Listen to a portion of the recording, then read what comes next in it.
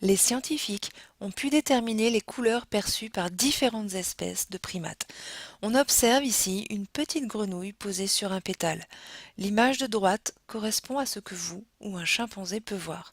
Celle de gauche à ce que perçoit un cébus, petit singe d'Amérique du Sud.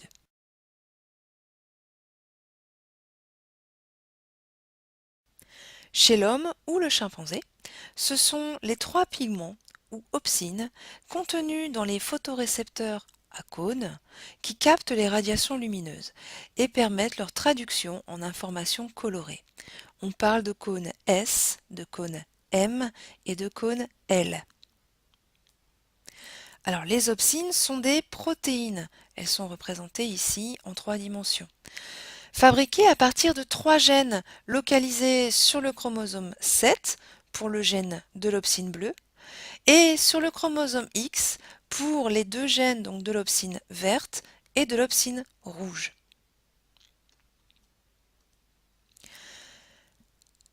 La séquence d'ADN du gène d'un pigment rétinien, c'est le message codé, c'est le plan de fabrication de ce pigment qui est une protéine.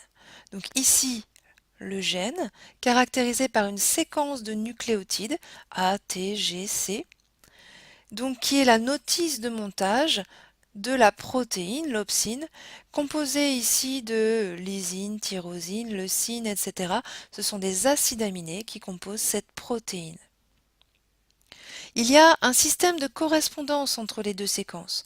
On peut donc étudier soit l'une, soit l'autre. Ça reviendra au même.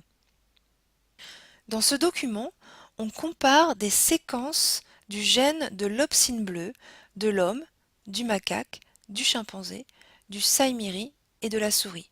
On a donc ici 4 primates, le saïmiri étant un petit primate d'Amérique du Sud, tout comme le cébus, et la souris qui est un petit peu à part, qui n'est pas un primate, qui est juste un mammifère comme le sont les primates.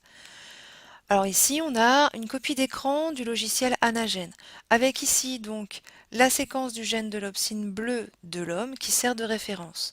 En dessous, les séquences du gène de l'opsine bleue des 4 autres espèces. Les petits traits signifient qu'il y a une identité, une ressemblance avec la séquence du dessus. Quand une lettre est différente, ça signifie qu'un nucléotide est différent. Alors qu'est-ce qu'on observe? Eh bien, on observe une similitude totale pour cette portion du gène entre la séquence de l'homme et la séquence du chimpanzé. On peut voir que pour le saïmiri, il y a une différence avec l'homme. Pour le macaque, il y a 2 différences avec l'homme. Pour la souris, il y a un petit peu plus de différence avec l'homme. Alors, il ne s'agit que d'une portion de gène. Si on prend l'intégralité du gène de l'opsine bleue pour mes 5 espèces, eh bien, on va obtenir un certain nombre de différences ou un certain nombre d'identités. Dans ce tableau-ci, on récapitule justement les pourcentages de ressemblance entre les séquences des gènes de l'opsine bleue de mes 5 espèces. On voit tout de suite qu'entre la séquence de l'homme et la séquence du chimpanzé, il y a 99,8% d'identité. Tandis que pour le macaque, il y a 96,9%, le saïmiri 93,7%. Par contre, la souris présente de nombreuses différences dans la séquence du même gène. Son lien de parenté avec les 4 autres espèces est plus lointain. Elle n'appartient pas au groupe des primates. Ces relations de parenté entre espèces peuvent être traduites par un arbre de parenté ou arbre phylogénétique.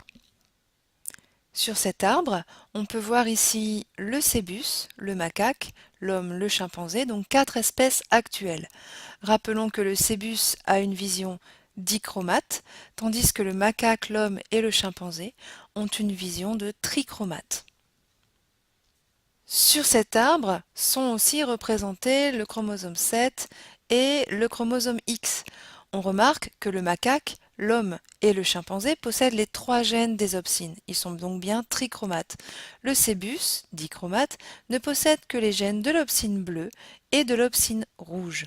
Alors, les primates ont un ancêtre commun, certainement dichromate, qui possédait les 2 gènes codant les 2 opsines.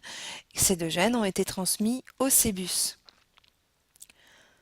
Entre -40 et -20 millions d'années, un troisième gène est apparu, codant une nouvelle opsine. Un nouveau caractère, la trichromatie, est apparu. Les trois gènes ont été transmis aux espèces macaques, chimpanzés et hommes. Ces trois espèces sont donc trichromates. Ainsi, l'étude comparée des séquences des gènes ou directement des opsines montre que l'homme partage le caractère de la vision trichromatique avec certains autres primates. Donc cette étude permet de placer l'homme parmi les primates.